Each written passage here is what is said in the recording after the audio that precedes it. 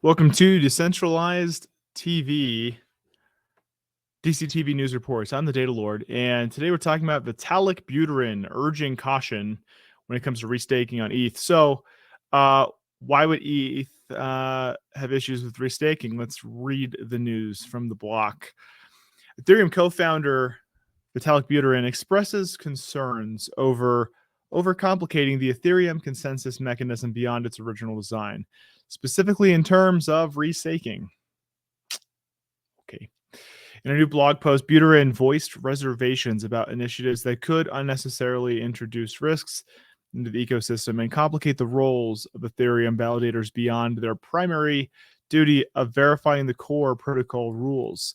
Buterin was concerned about restaking, a mechanism being developed by EigenLayer, among others, which broadens the responsibilities of Ethereum validators to include securing external chains. He was worried that restaking might introduce risks that could affect the safety of the network. We should tread lightly when application layer projects aim to extend the scope of blockchain consensus beyond the validation of essential Ethereum protocol rules, Buterin stated in the post. In Ethereum's proof of stake model, validators are selected based on a number of Ether they hold and are willing to stake. The network has the largest validator set among all proof of stake chains, both in terms of the number of validator entities and the total number of staked Ether, some 18 million ETH or $34 billion.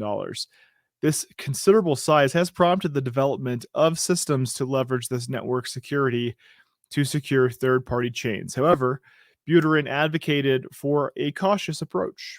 I mean, that's reasonable. I think people forget Ethereum, even though it's like a large cap crypto, this is honestly an experiment.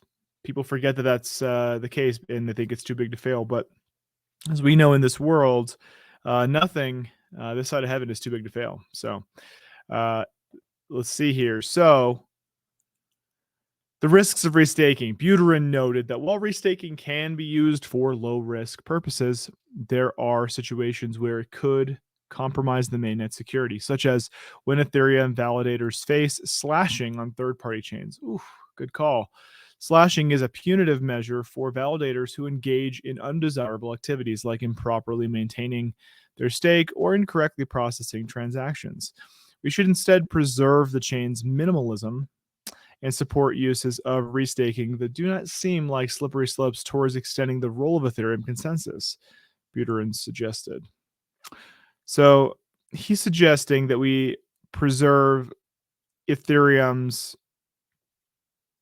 consensus, but use things outside of Ethereum for not consensus, is what he's saying. So, okay. I mean, that makes sense. I mean, you don't need to put 14 locks on your house and make sure different people have keys, and it's your house. You should be able to get in. Buterin's comments elicited responses from Saram Kanan, co-founder of EigenLayer.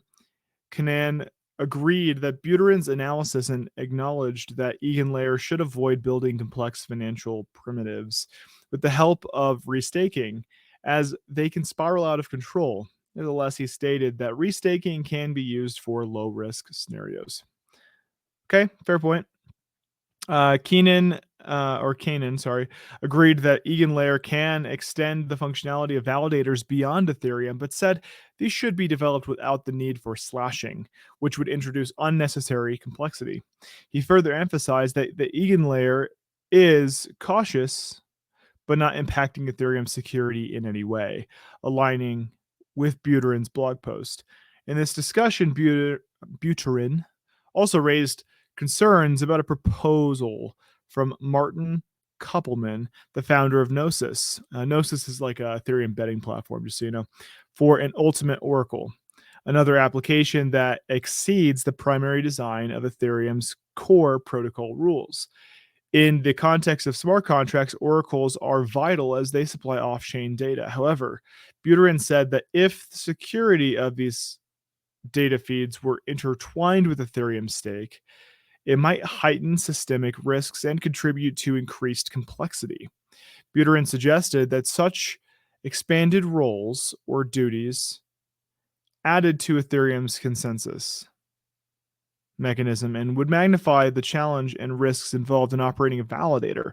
He emphasized validators are required to exert significant human effort in terms of monitoring, running, and updating additional software to guarantee their adherence to any new implemented protocols. That's all true.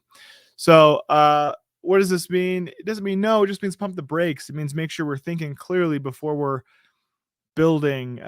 You want to make sure that your prerequisites all make sense before you start building. Otherwise, you're building on sand. And, a wise man once said, you shouldn't build your house upon the sand. So, interesting conversation here, to be sure, that restaking could end up not making you money, but costing you money. So, we'll see what happens. Keep your eye peeled on some of these experiments going on Ethereum. Super interesting crypto and blockchain experiments. Well, until next time, I am the Data Lord. This is Decentralized TV, DCTV News Reports.